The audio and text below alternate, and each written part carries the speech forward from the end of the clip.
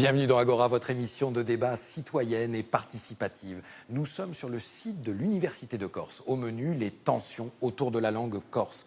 Entre partisans du bilinguisme, attendant l'onction de la co-officialité et tenant du statu quo, des divergences que le recul de l'usage du corse dans l'espace public rendent d'autant plus aiguës. Tension, donc, que l'actualité nous restitue à travers des points de crispation, comme en cette dernière rentrée scolaire, avec les remous autour du sort de l'agrégation de Corse ou le feuilleton enfiévré du fameux Socui, parti du lycée du Fiumordu. Langue corse, facteur d'exclusion? C'est maintenant dans Agora.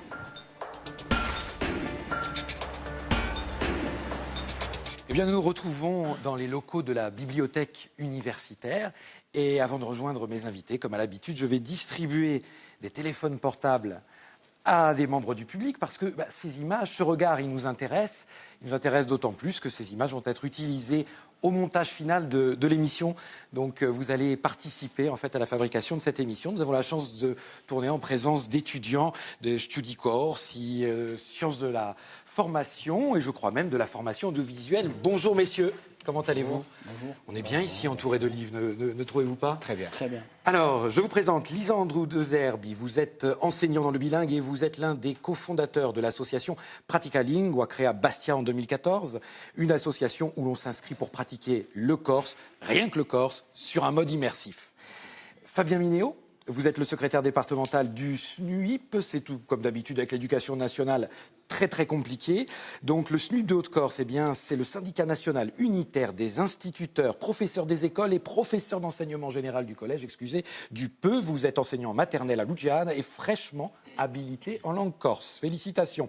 Guy Firolone, faut-il encore vous présenter, l'infatigable éditeur militant qui dirige les éditions Albiana, créé en 1983. À la clé, je crois, quelques 850 publications, dont un quart en langue corse, qui couvre un large champ du domaine de la création et de la connaissance sur l'île depuis 35 ans.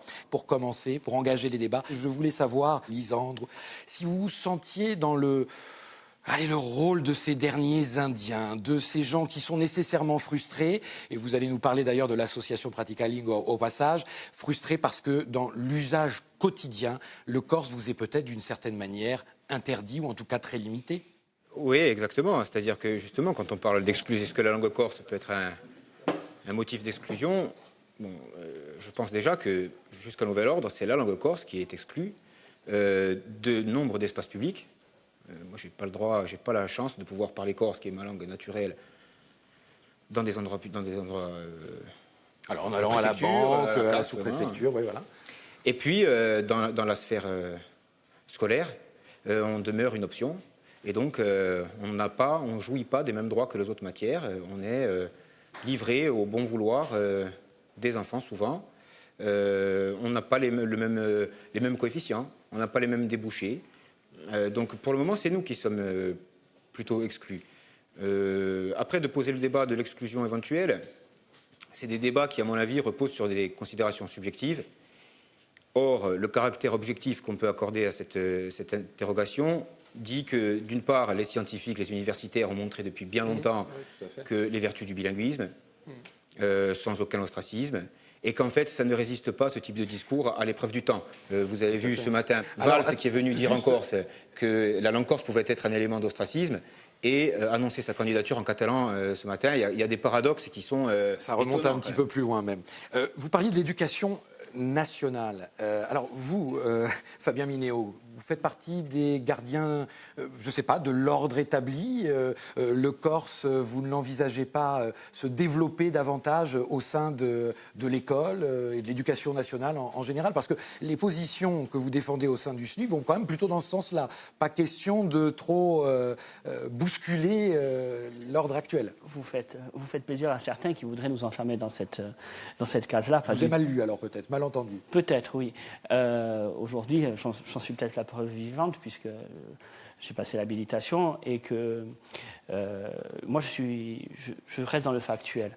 Je dis qu'aujourd'hui, la langue corse, pour ce qui est de l'école, ce que je connais le mieux, elle se développe. 30% des écoles aujourd'hui sont des écoles bilingues. Il y a une généralisation des 3 heures qui s'est faite de la maternelle au CM2. Je laisserai de côté ce qui se passe au collège et au lycée, ce n'est pas du tout la même chose. Donc je pense que nous allons continuer à nous développer nous allons continuer à prendre en charge l'enseignement bilingue et le porter jusqu'au collège. Mais à côté de ça, il y a un problème. Ah, ok. Il est C'est bien que sociétal. vous avez quand même entendu Bien dire, sûr, ouais. c'est que les choses vont peut-être un peu trop vite. J'en veux pour preuve les concours de recrutement. Trop vite, vous imaginez que vous parlez quand même. Vous avez à vos côtés quelqu'un qui, depuis 35 ans, alors dans un autre trop domaine, vite parce que, mais dans le domaine de pourquoi l'éducation, trop vite Parce qu'aujourd'hui, et je vois que dans le public, des personnes pourront réagir après, nous avons un problème de recrutement, c'est-à-dire qu'il y a un concours à parité, qui est un concours standard et un concours langue corse, et on n'a pas le vivier suffisant aujourd'hui pour pourvoir à 50% des postes qui sont dévolus aux postes dans le bilingue. Donc, il y a un grand plan de formation de la langue corse qui est mené pendant 5 ans, où on nous forme, nous, à l'interne, pour devenir enseignant habilité. Mais moi, j'ai passé 96 heures, et heureusement que dans la société, effectivement, il y a des gens comme Alexandre qui développent des associations pour aider et pour permettre aux gens, parce que le corse n'est plus présent dans la société, et c'est là qu'il y a le problème. Il faut réintroduire le corse partout. L'école ne pourra pas, à elle seule, sauver... alors moi, je suis sûr que tout à l'heure, comme j'irai voir un peu dans le public, il y a des gens qui verront peut-être les choses légèrement différemment au niveau de l'éducation. Alors justement, la société, je pense que vous êtes un représentant de cette société, cet éditeur militant dont je parlais tout à l'heure. Vous n'êtes pas un peu agacé, au final, de tous ces débats qui, peut-être depuis 30 ans, tournent en boucle? Aujourd'hui, comment vous vous positionnez? Quand j'entends monsieur, je suis profondément outré. Parce que ma grand-mère et mon grand-père, quelque part, c'est eux, ce que disait à l'instant mon collègue, c'est eux qui sont exclus de la société, d'une manière générale. Et lorsqu'on dit qu'on prépare des plans, on fait ceci, on fait cela, on ferme, entre parenthèses, on ferme 3 écoles bilingues à Ajaccio, il nous manque tant de ceci, il nous manque tant de cela, une espèce d'inventaire à la Prévert qui sert en fait un projet. Le projet, c'est lequel? C'est de considérer que la langue corse est un gadget et qu'on va confiner dans le rôle du gadget. À ce petit jeu, effectivement, il y a tout un tas d'intervenants qui viennent nous tenir des discours dits républicains. On s'interroge sur la notion de république en termes d'égalité, de liberté, de fraternité, notamment dans l'éducation nationale. Je ne sais pas si les enfants qui sont à Sarcelles connaissent la signification du mot égalité. Bon. Et donc, il y a dans ce genre de débat quelque chose qui, effectivement, comme vous le disiez à l'instant, personnellement m'agace énormément. Parce que ce sont des propos alibi, ce sont des propos convenus, ce sont des propos que moi, vieil homme comme je le suis, que j'entends depuis 40 ans. Voilà, j'entends toujours la même chose. Un coup, il n'y a pas assez d'effectifs, un coup, il n'y a pas assez ceci, il n'y a pas assez cela. Vous pouvez peut-être répondre. Juste encore un mot. Un coup, il n'y a pas assez d'effectifs. Je considère, pour ma part, que ce qui relève de l'État et de l'éducation nationale, dans le domaine précis, organise cette réalité, cette situation d'insuffisance, cette situation de tension permanente. C'est ça, la réalité. Alors l'enseignement fraîchement habilité, il est gadget, là. Je ne vois pas ce que... Encore un mot, s'il vous plaît. Les élus de la Corse et le peuple corse tout entier a dit à un moment donné qu'il se prononçait pour la co-officialité. Il se trouve que cette démocratie-là n'a strictement aucune valeur, n'a strictement aucun intérêt parce qu'on lui ferme la porte et on lui ferme la bouche. Donc tout le reste... Allez, ça fait 40 ans que je l'entends. Laissons à Fabien Mignot le soin de vous répondre. Je ne vois pas ce que dans mes propos ont pu outrer M. Firologne. Je fais un constat. Après, on peut passer outre le constat, dire il a tort, mais le constat, il est là. Si on veut faire avancer la langue corse, qu'on commence par faire... Non, mais excusez-moi, je vous ai écouté. Non, mais attendez, vous ne faites pas un constat. Vous dites on laisse parler Fabien Mignot. Que l'on fasse l'effort que j'ai fait. Mes parents ne parlaient pas corse, mes grands-parents ne parlaient pas corse, que l'on fasse l'effort, et on n'a pas d'autre choix que de l'auto-formation. Parce que si j'avais dû attendre les 96 heures que m'a effectivement, et là je vous rejoins, que m'a proposé l'éducation nationale, je ne m'en serais pas sorti, je n'aurais pas été habilité. Donc aujourd'hui, soit on avance tous ensemble et on sort de ces fameux clichés pour ou contre, et on se pose la question, et moi, ce n'est pas les questions que je me pose, c'est les solutions que l'on voudrait apporter. Les solutions, elles sont très simples. On a discuté avec les politiques. M. Talamone, il a fait le tour des syndicats.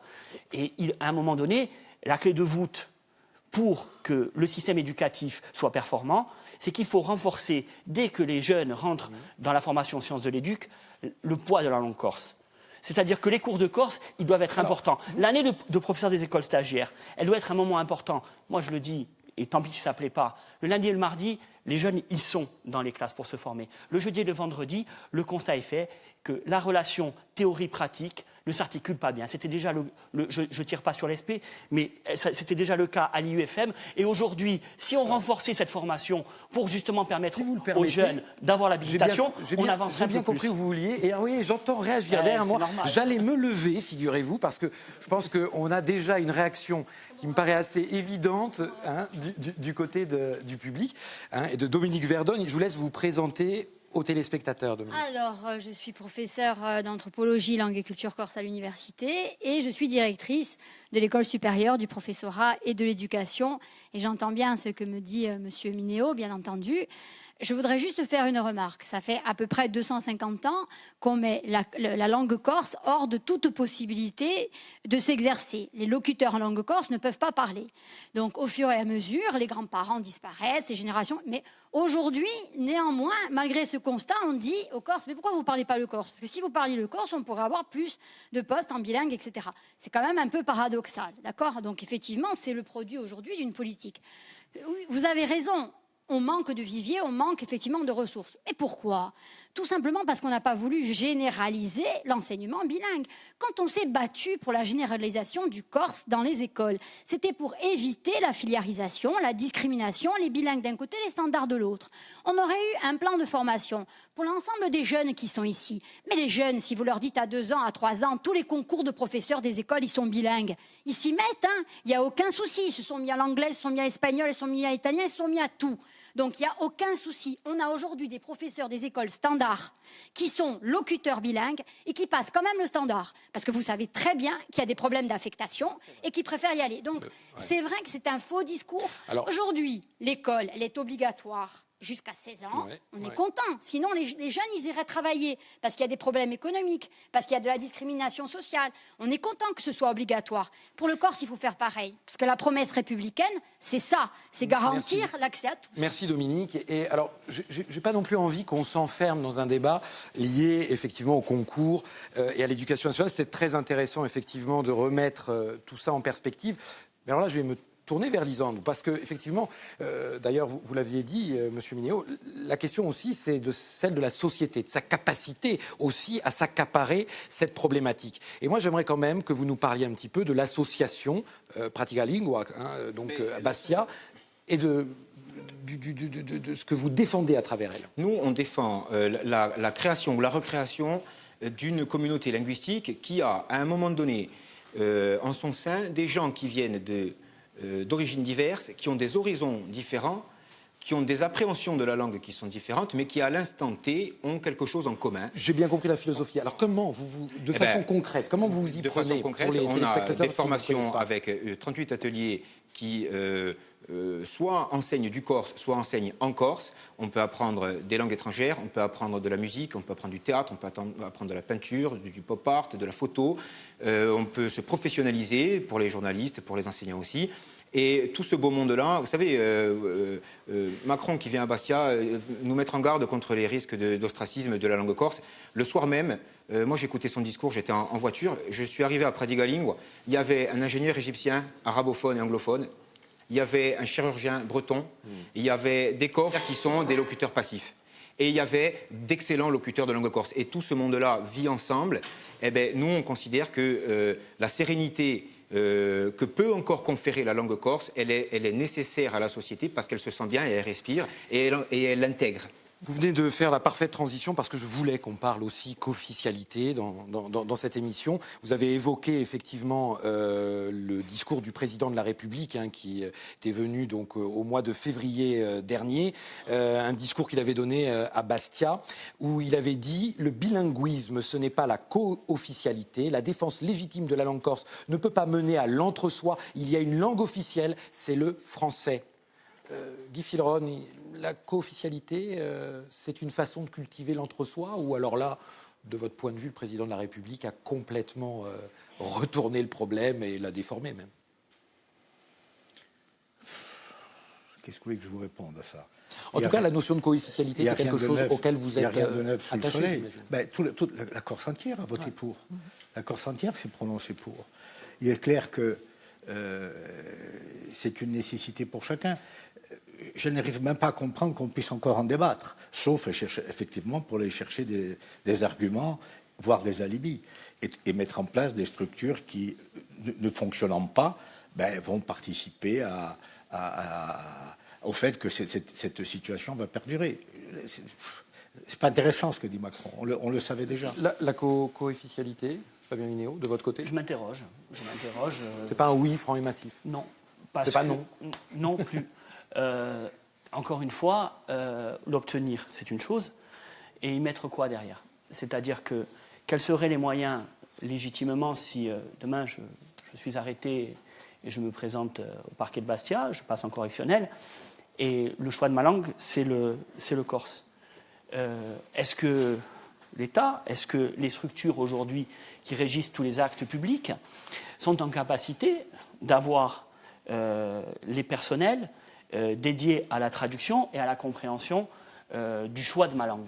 Donc, Fabien, c'est pas un processus qui se fait en un jour. Donc, tout à fait. Voilà, il y aura des années de formation et c'est la meilleure garantie de formation généralisée du corse et de ne pas regarder l'origine des gens, justement pour ne pas discriminer les personnes.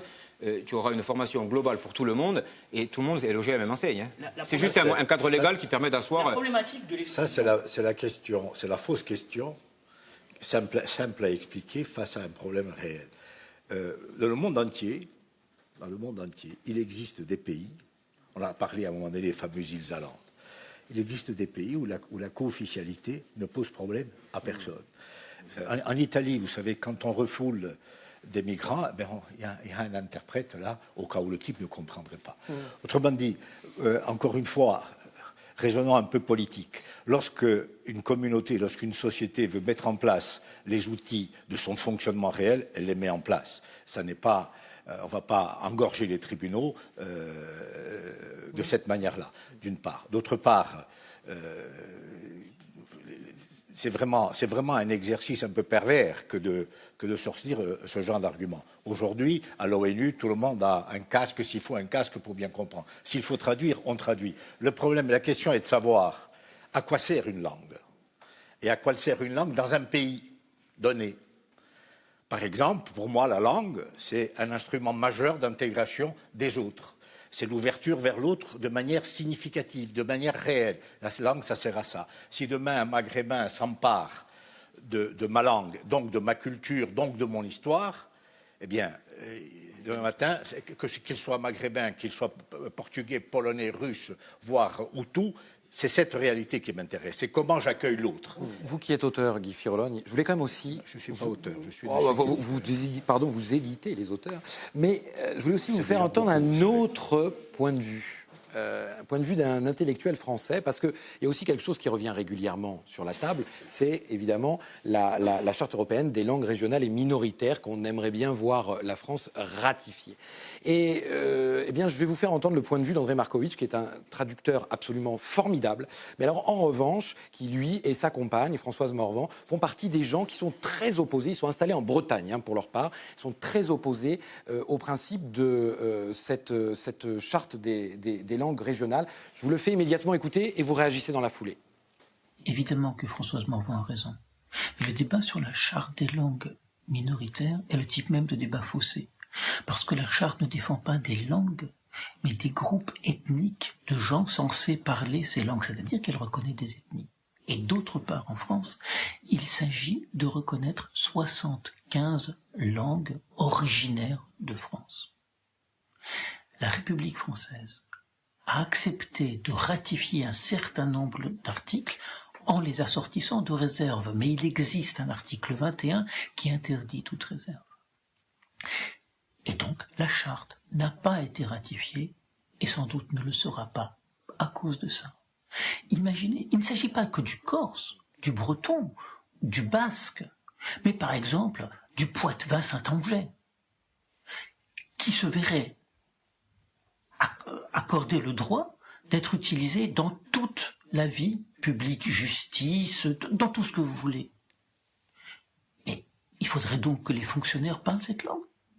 Alors, vous avez entendu ce point de vue qui est particulièrement tranché.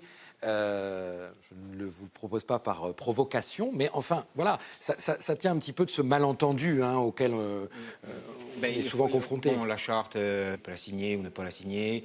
Ce monsieur qui a l'air sympathique, bon, c'est pas très intéressant en fait. Le fond, moi, ce qui m'intéresse, c'est l'être humain et qu'on assume cette langue. On a une histoire commune, y compris avec l'école. Moi, je suis enseignant, donc je peux m'inclure dans l'histoire de l'éducation, y compris nationale. On a fait peur à des enfants dans les cours de récréation pour ne pas qu'ils transmettent, pour ne pas qu'ils parlent leur langue. Et le résultat est que toute une génération de Corses n'ont pas transmis leur langue. Je vais vous raconter une anecdote qui a 48 heures.